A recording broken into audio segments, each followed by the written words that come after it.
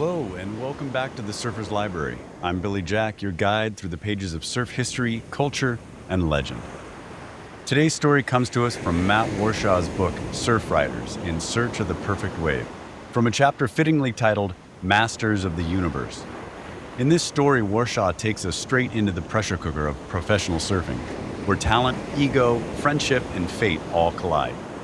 We drop in at Pipeline in December of 1995, at the Chiemsee Pipeline Masters, the final event of the season, held at the most dangerous and consequential wave on tour. The reef is shallow, the barrels are heavy, and careers have been defined and ended right here. The stage couldn't be bigger, a semi-final heat that will decide the world title.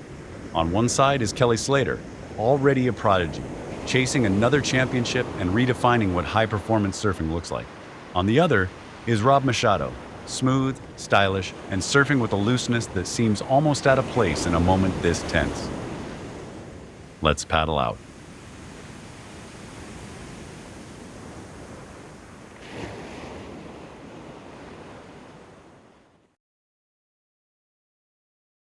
Masters of the Universe. Rob Machado glided serenely into a 6x6-foot tube during the semifinals of the Chiemsee Pipe Masters in Hawaii, the final event of the 1995 Pro Tour season. He disappeared for a moment.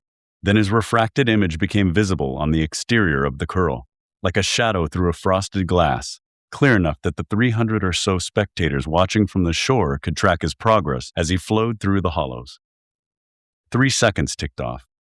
A small buzz moved across the beach as the opening at the end of the tube began to spiral in on itself. 4 seconds. A sharp whistle of approval was heard from the audience. Then another, as it seemed Machado himself was controlling the wave's shape, speed, and contour. Then, just as the wave expired in deep water, he popped back into the open. Moments later, the score was announced, a perfect 10. Machado, at 20 minutes past noon on December 18, 1995, had a loose grip on the world title crown. Meanwhile, Kelly Slater, defending world champion, Machado's longtime friend and professional rival, was paddling into a wave that had bent itself into what looked like a huge, polished, concave piece of modern art. Slater pushed to his feet and leaned to his inside rail. The wave was bigger than Machado's, the drop more critical. Slater's route through the tube was deeper, faster, and longer, and the noise from the audience was raw, almost disbelieving when he shot from the gorge back into the sunlight. Another perfect 10 and another atmospheric jump in energy. At 21 minutes past noon, the score was tied and the world title was again free-floating. At that moment, professional surfing reached a level of fulfillment that it can never again touch. The Slater-Machado heat would be called the greatest ever seen, but that wasn't it entirely. Other matchups in years to come would be just as thrilling.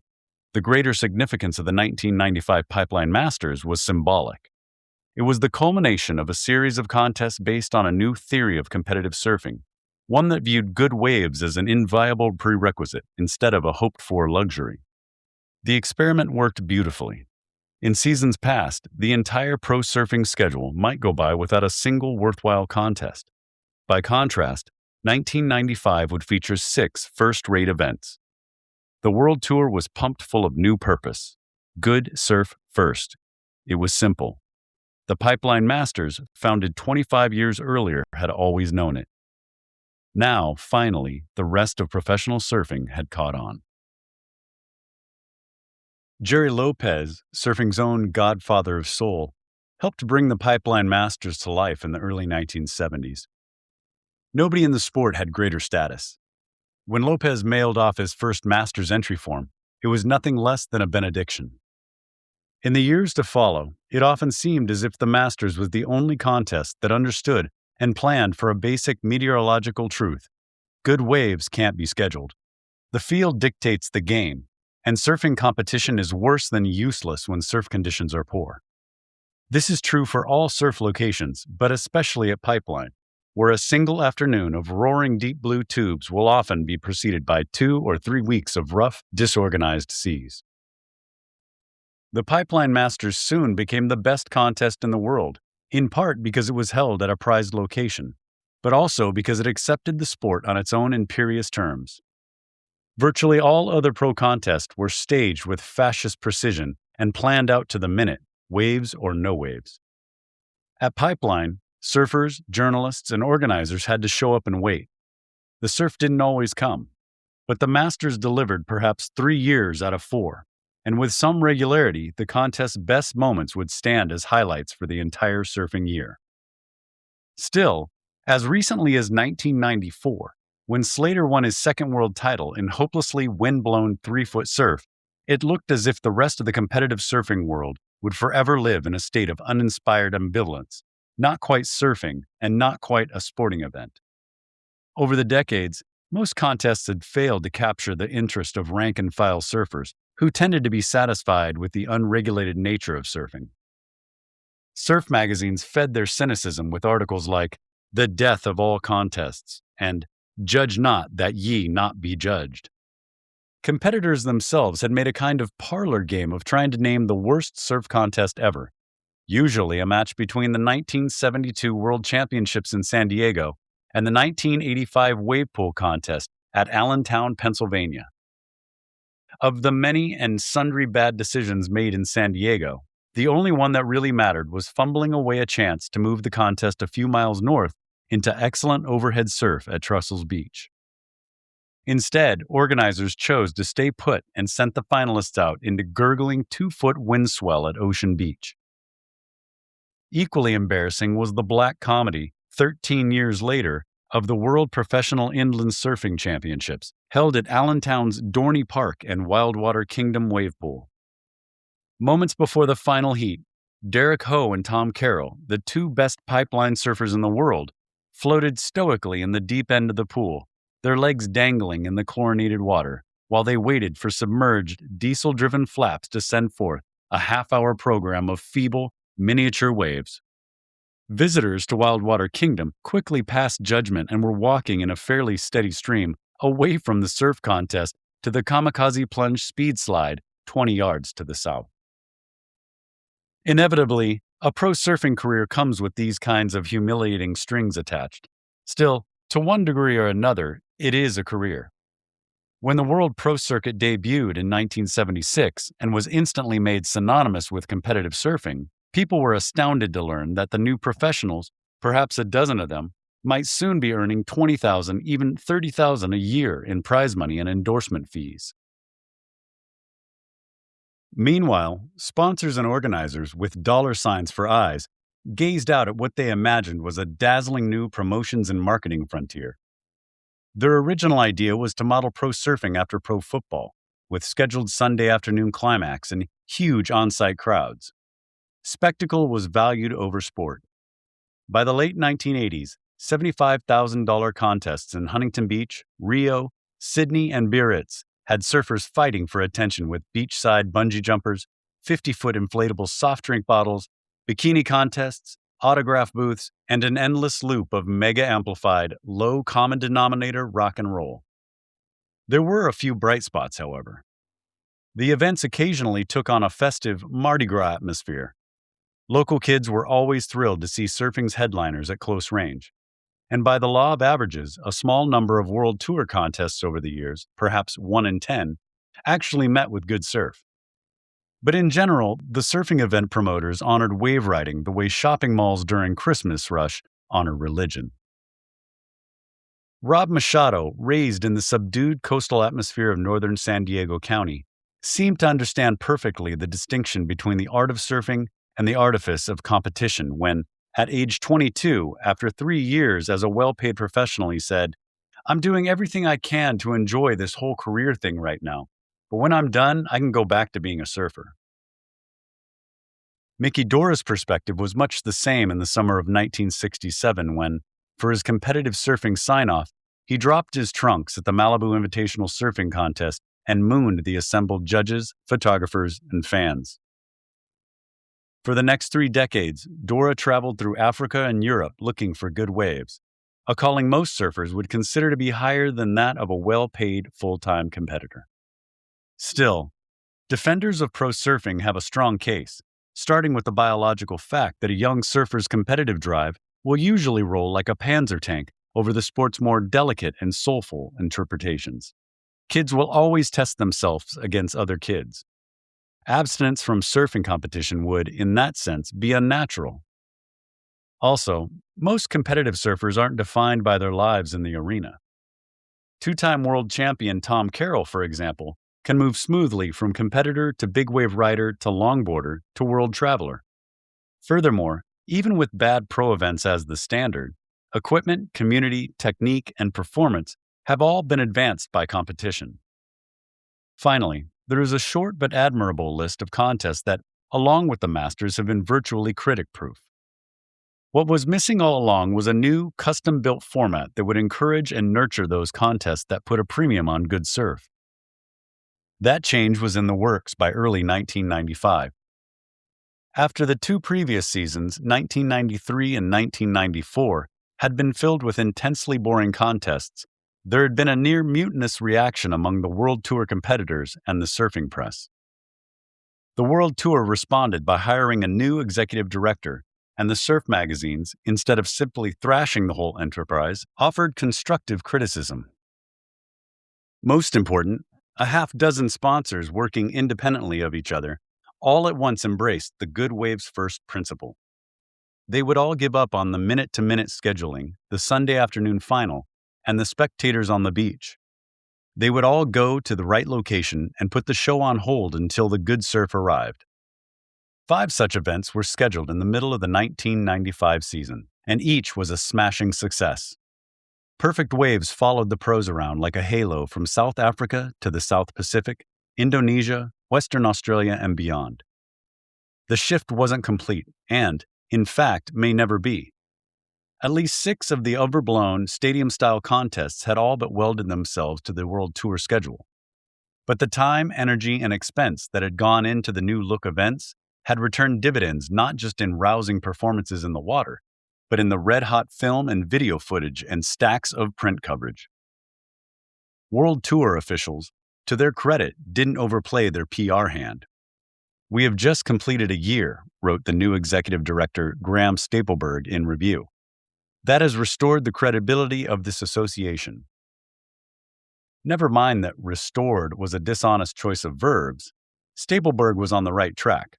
So at last was the World Tour.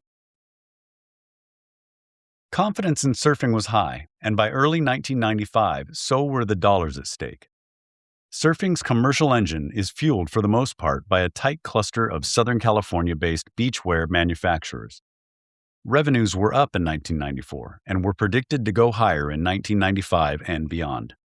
As a result, World Tour pro surfers, all of them smart enough to know that their salaries correspond almost directly to their year-end rating, and most of them acutely market-sensitive after the walloping surf industry crash of 1991, knew 1995 would be a good time to post some big contest results.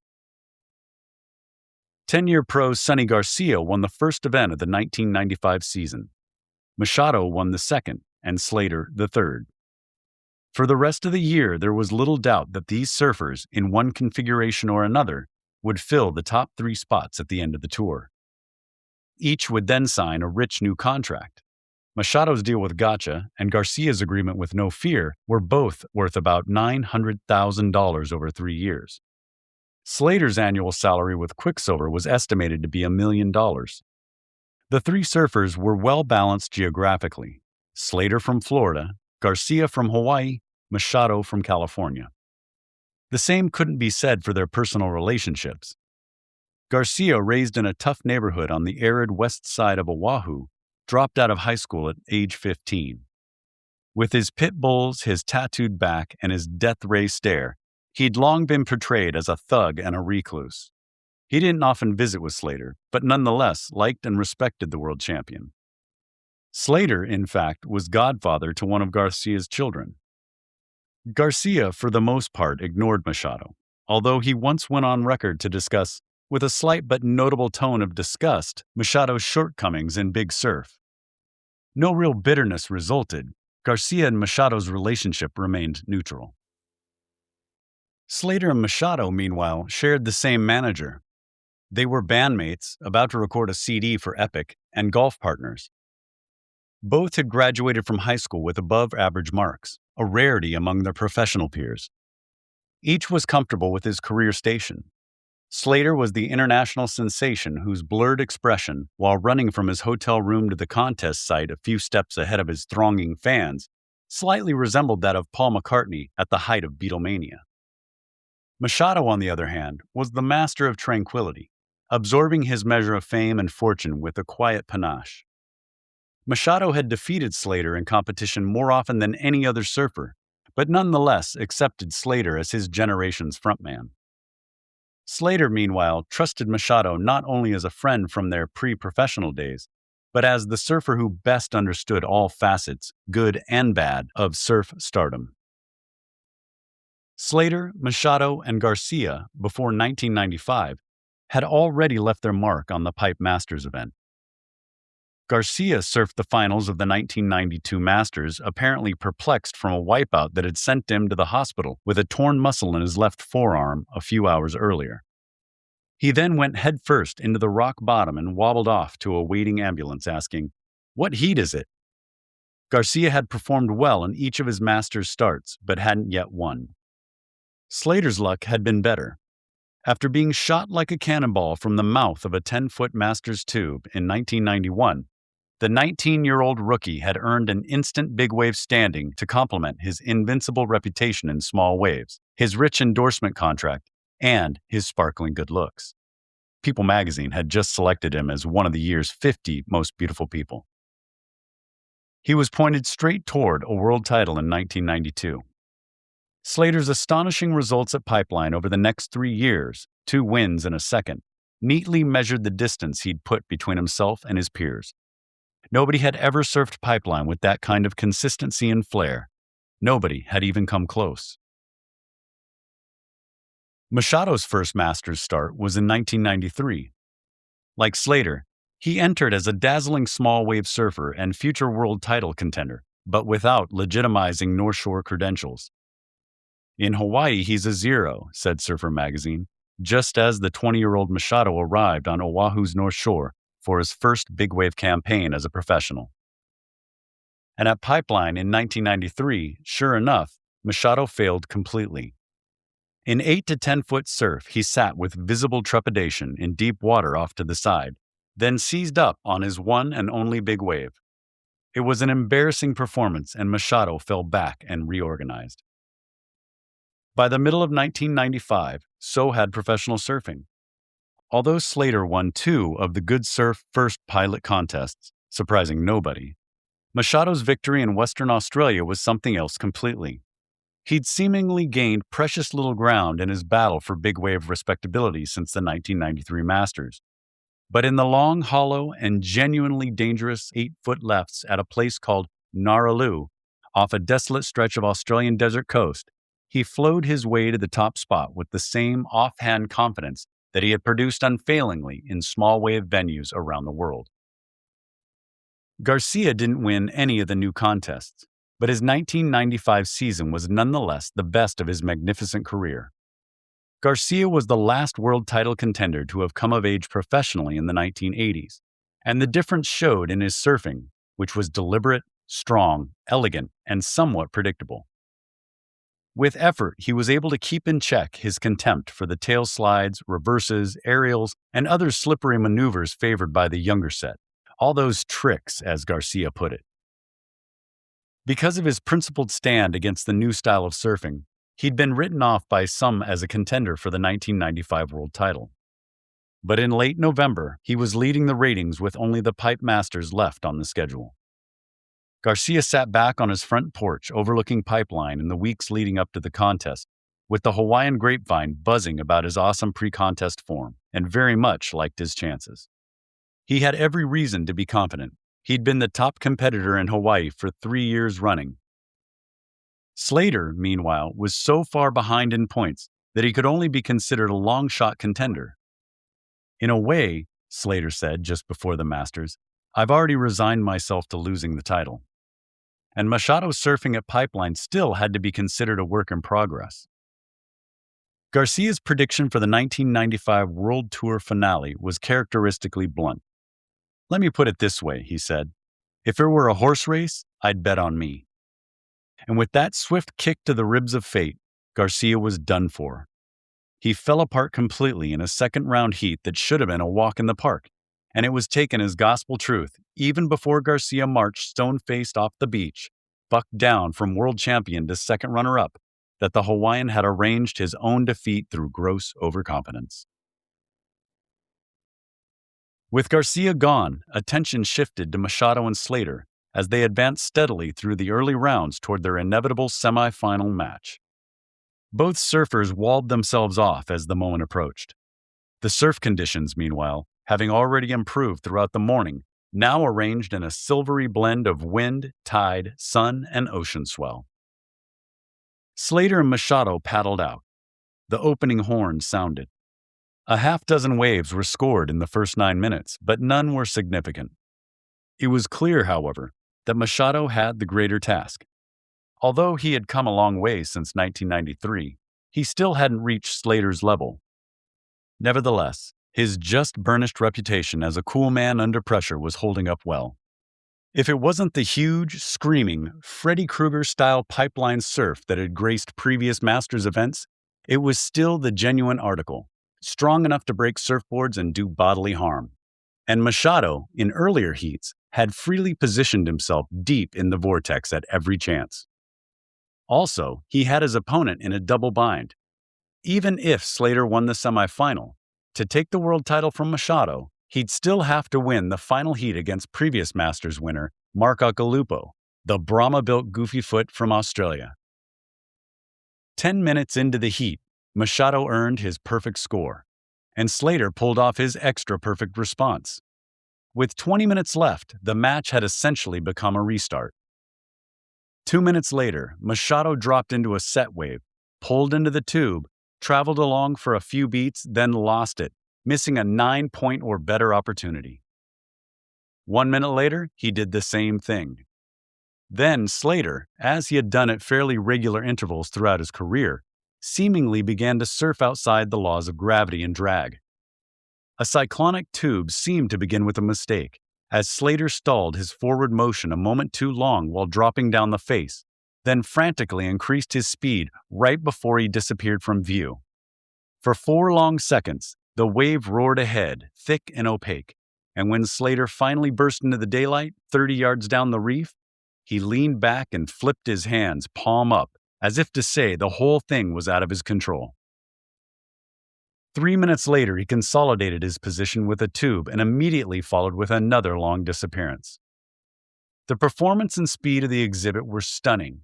Slater had ridden 3 waves in just 5 minutes, during which time he had not only vaulted past Machado, but made it clear that he would easily go on to defeat Occhilupo in the final that afternoon and win the world title. But Machado nonetheless added a nice epilogue. Over the course of the semifinals' remaining 12 minutes, he came up with 3 excellent rides of his own, at one point flying out of a gorgeous powder blue tube, cutting back slightly and slapping palms with Slater, who was paddling back out. No way was Machado going to surpass his friend, but it was a good time for onlookers to take on full measure of his classy presentation, along with that of the Masters and the entirety of the 1995 contest season. Slater was still off in the middle distance, honing and refining the performance standard, but the competition and the form itself were both moving up.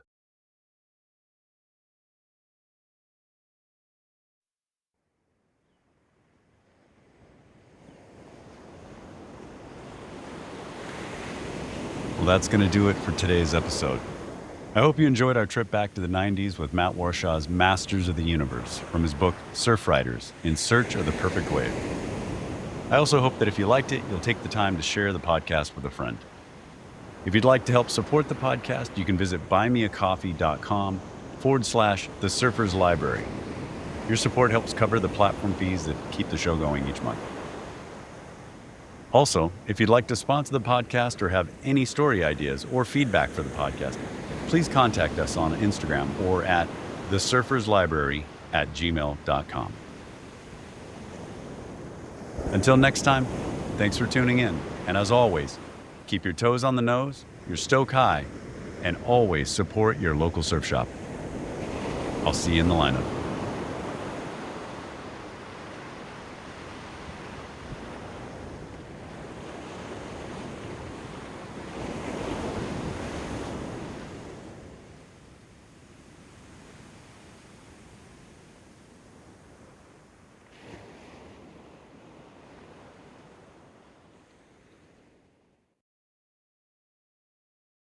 Matt Warshaw is a former professional surfer, surf historian, and is widely regarded as the foremost authority on surf culture.